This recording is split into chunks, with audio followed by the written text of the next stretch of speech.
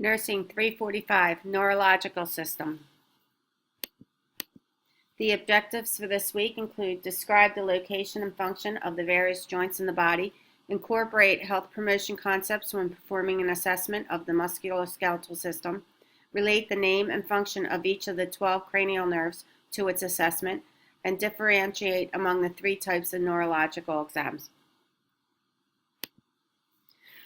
The central nervous system comprises the brain and spinal cord. The cerebral cortex is the outer layer of nerve cell bodies and the center for the human's highest functioning, governing thought, memory, reasoning, sensation, and voluntary movement.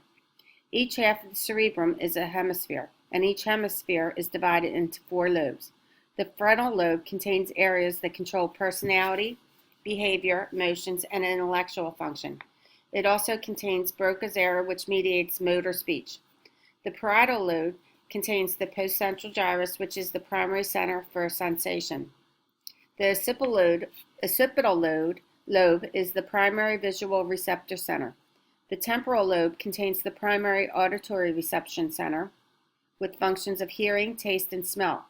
It also contains Wernicke's area, which is associated with language comprehension. Other structures of the central nervous system include the basal ganglia, thalamus, hypothalamus, cerebellum, brainstem, and spinal cord.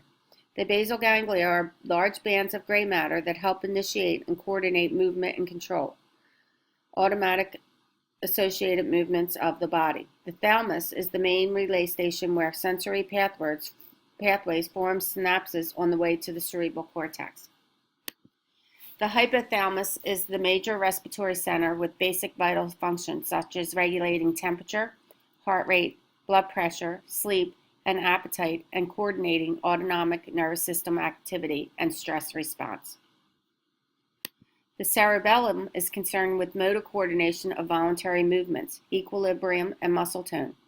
The brainstem is the central core of the brain, consisting mostly of nerve fibers. It contains the midbrain, pons, and medulla oblongata.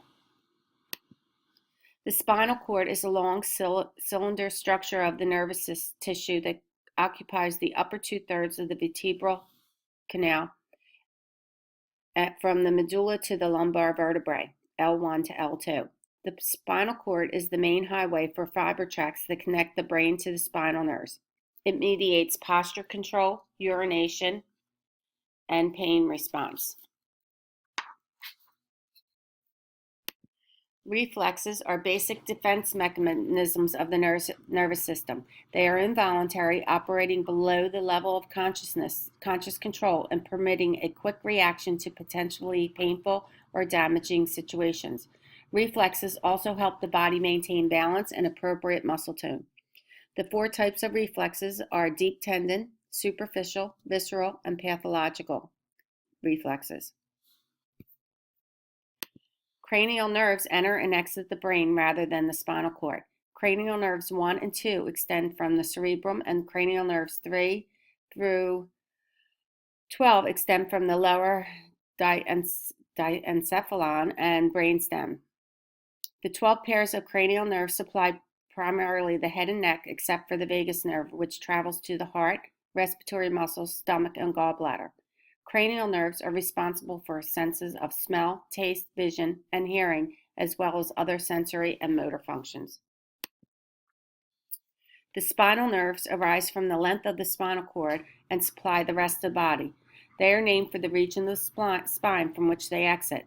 The spinal nerves are considered mixed because they contain both sensory and motor fibers. The autonomic nervous system is the part of the nervous system that governs the smooth or involuntary muscles, cardiac muscles, and glands. Its function is to maintain homeostasis in the body. The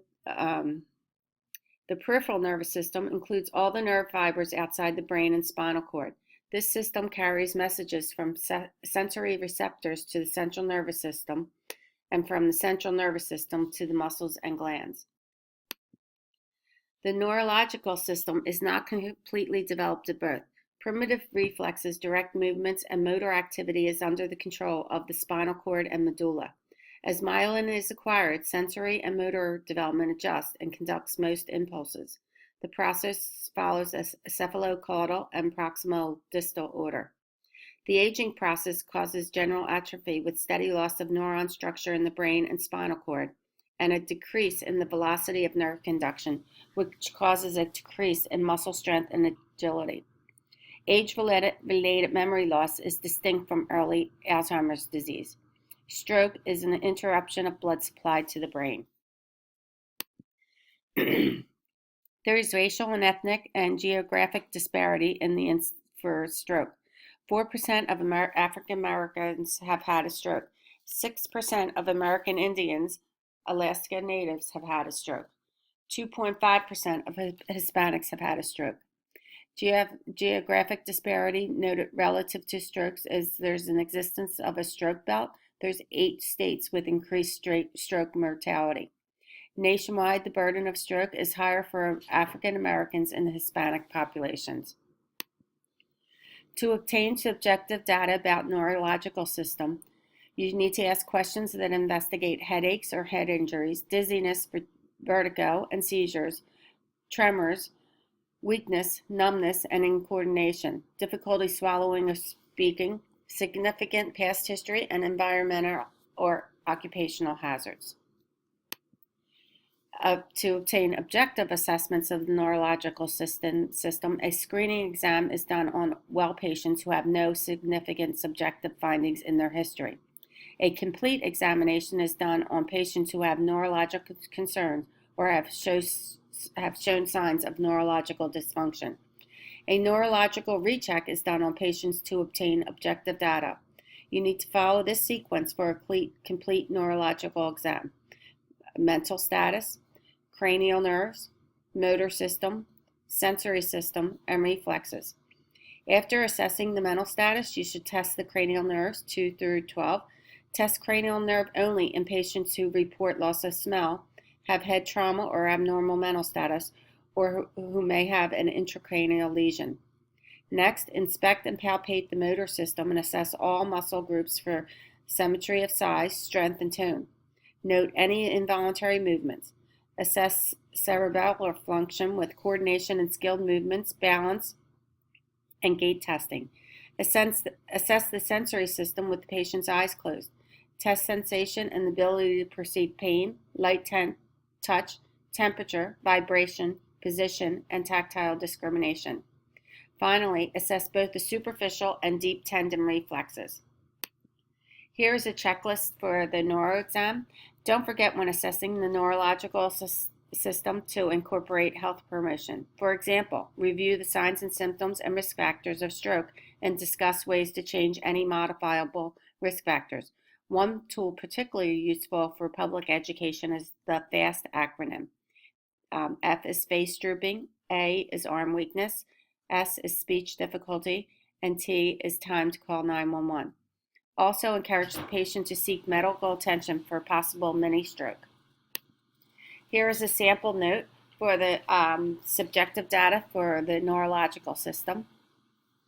It's no unusually frequent or severe headaches, no head injury, dizziness, or vertigo, seizures or tremors, no weakness, numbness, or tingling, no difficulty swallowing or speaking, has no past history of stroke, spinal cord injury, meningitis, or alcoholism. This last slide, or the next slide, is an example of objective note. Mental status, appearance, behavior, and speech appropriate, alert and oriented person, place and time, recent and remote memory intact. For cranial nerves, cranial nerve 1 identifies coffee and peppermint. Number 2, vision 20/20, OS 20/20, OD, peripheral fields intact by confrontation, fundi normal. Cranial 3, 4, and 5, EOMs intact, no ptosis or nystagmus. Pupils equal, round, react to light and accommodation. 5 is sensation intact and equally bilaterally, jaw strength equal bilaterally. Number 7, facial muscles intact and symmetric. Number 8, hearing, whispered words heard bilaterally. Weber test tone is heard midline without lateralization. Number 9 and 10, swallowing intact, gag reflex present. Uvula rises in midline on phonation. Number 11, shoulder shrug, head movement intact and equal bilaterally. And number 10, tongue protrudes midline, no tremors.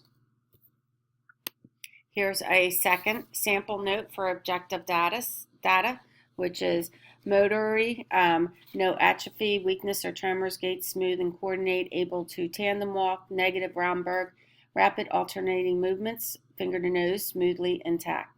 Sensory, pinprick, light touch, vibration intact, stereognosis, able to identify key, reflexes abnormal, abdominal, no Babinski sign, deep tendon reflexes, 2+, and bilaterally with downgoing toes.